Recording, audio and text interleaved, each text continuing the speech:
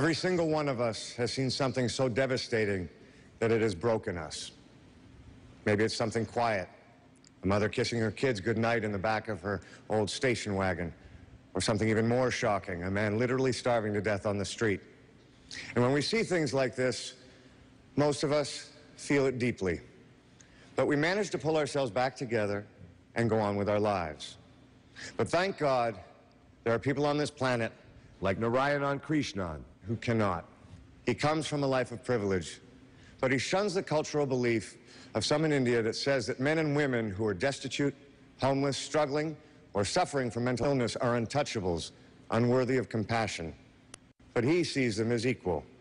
That is why he cooks for them, feeds them, cares for them, and offers them the simple dignity of a bath. The sight of the hungry, the sick, and the homeless broke his heart to pieces. But he took those pieces and built a life for himself, helping people in need as their friend.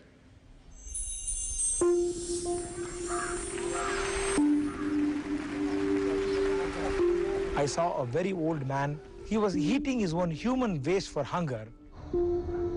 I thought, what is the purpose of my life? What am I going to do? In a star hotel, I feed all my guests, but where in my hometown, there are people who are living even without food.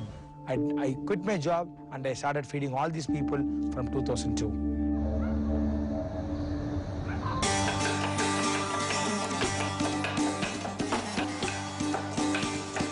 Today morning we made ven pongal and sambar. Ven pongal is a blend of rice and dal, and for the lunch we made tomato rice and sabji. We fed the homeless, mentally ill destitutes, and the old people who have been left uncared of the society. People are suffering for food. They don't have food to eat. If you don't give them food to eat, they will die out of human hunger.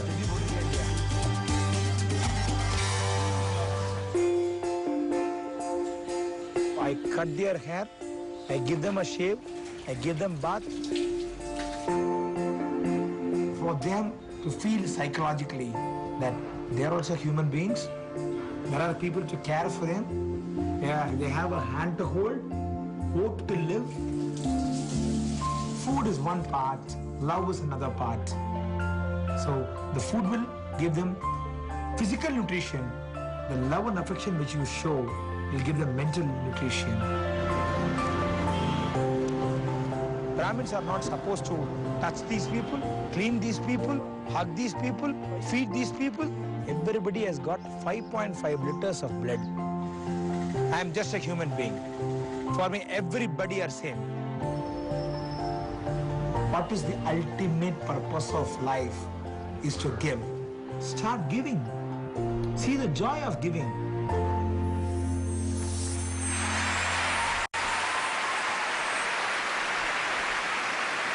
Ladies and gentlemen, it is my honor to present CNN hero Narayanan Krishnan.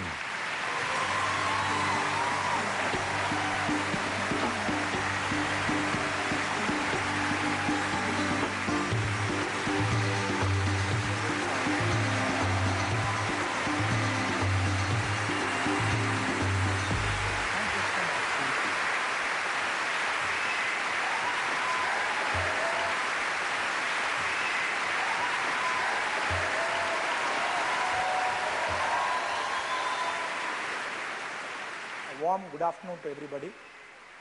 I'm very happy to be here with the wonderful arrangement made by TedX Gateway. Hope you all enjoyed your lunch. Because whenever I see anybody, I don't ask them how you are. I ask them, did you eat your food? I just wanted to share some real life story which happened in my life. I had a very good school and college days. I did not disturb my professor in the school and college. I was working for a 5-star group of hotels in Bangalore. It was very nice. Seeing the job, seeing the work performance, they were supposed to send me to Europe on a 4-year bond. When I called my house in Madurai, I told my mom that I'm going to go to Europe. She said, take about 4 days leave and come and be with us. Let us go and do some pujas in the temple. So I came to my hometown in 2002. I was driving the car. My father was sitting near me and my mom and my sister. While we were going towards the temple, I saw a very old man having his own human waste for hunger. He was literally eating his own human waste on the road.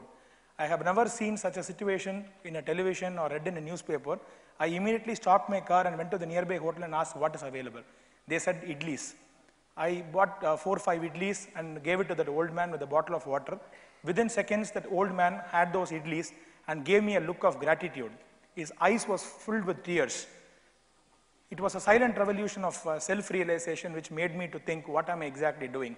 I went back to the temple and I was not able to worship God. I did not know what exactly was going on. I again came back to my house, made some curd rice and gave it to him that afternoon. He had it with full of joy and no words. He did not say anything to me. So the 4 days when I was on my holiday, I was doing that. And again, I went back to my hotel and I was totally restless and I was not able to do anything there.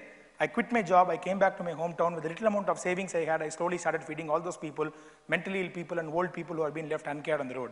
Nowadays, we have Blueberry, Blackberry and a lot of mobile phones. Those days, only landline. My friends who went to the Europe called up the landline and they spoke to my dad saying that Krishnan did not come, he got frightened. My mom and dad got really disturbed and they went to their friends and relatives to ask exactly what was going on to me. And their friends and relatives guided my father and mother to take me to a psychiatrist, put me under medication for some time, or take me to a priest where somebody would have done black magic in the family and if they do some puja, it will go away. And I told my mom, without you, I am not in this world. So please come and see what exactly I am doing. After that, I am ready to take any medicines doctor gives. So taking my word into cognizance, my mom and dad came what I was doing, and I requested them to come out of the car and give food to the old people who are there. So when my mom served food to the people on the roads, the old people touched the foot of my mom and said, now we are able to eat 3 meals a day only because of your son. After coming back home, my mom said, Krishnan, you feed all these people. I will feed you till I am alive. So that was the real encouragement my mother gave.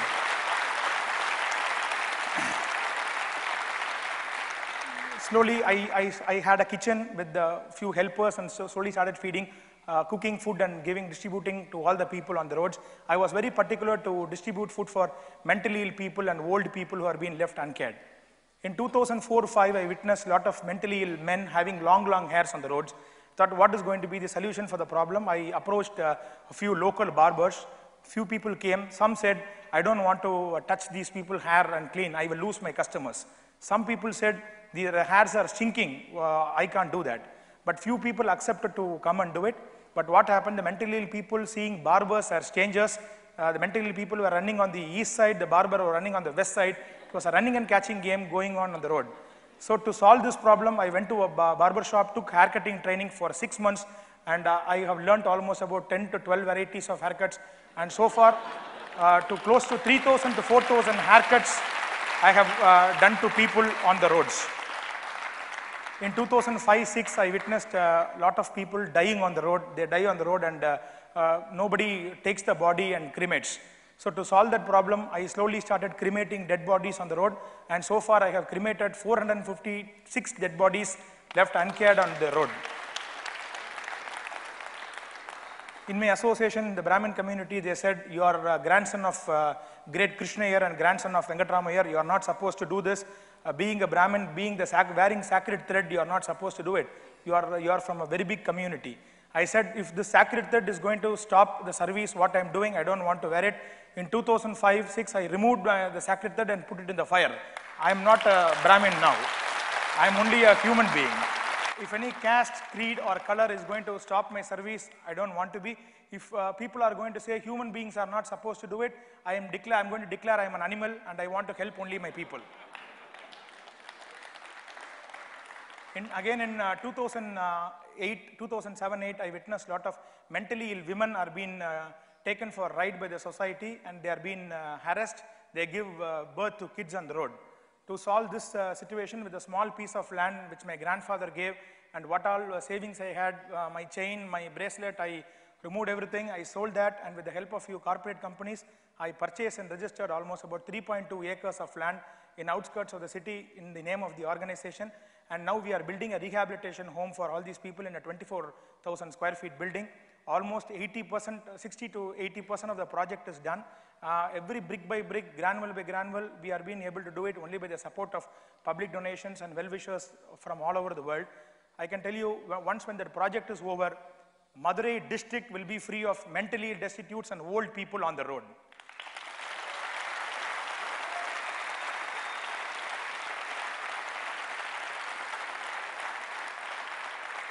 I started feeding with one. Now we are feeding almost about 450 people, 3 meals a day, non-stop without any break, rain or shine. In Madurai district, there are not even one single old man dying out of hunger every day. Nobody is left in hunger. We are feeding everybody.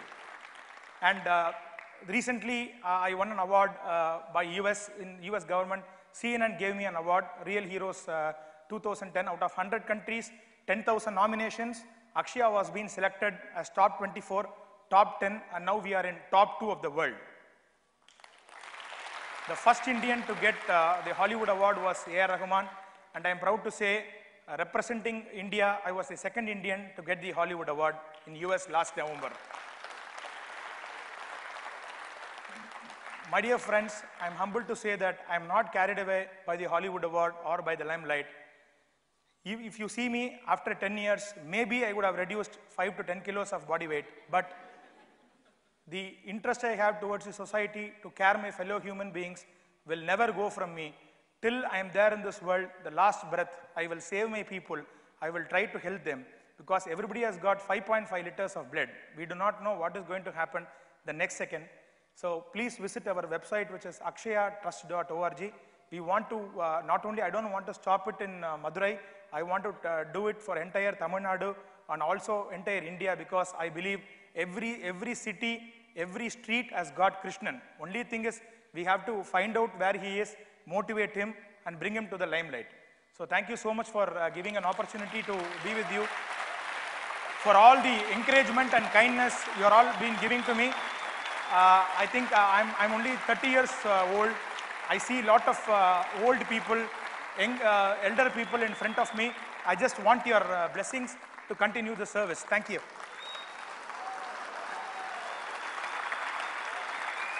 Thank you, sir.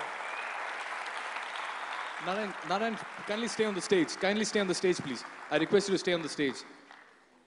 It's very important that today, as an individual, more importantly as a son, he feels vindicated about his decisions and his parents feel proud about his endeavors as well. It's a very special moment for a certain Krishnan, but more importantly, it's a very special moment for somebody else as well. So could you please call upon on stage? Please. His father is present over here. I've also brought my father today. First time he is coming to Mumbai. Sir, can you please come on stage, sir?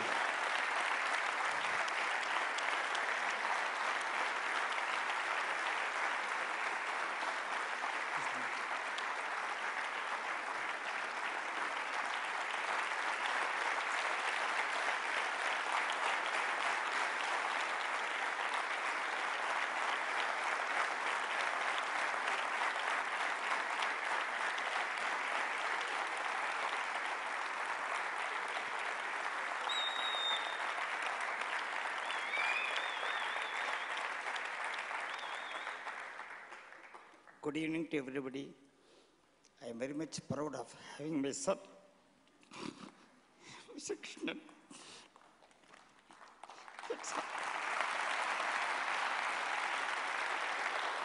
Thank you, sir.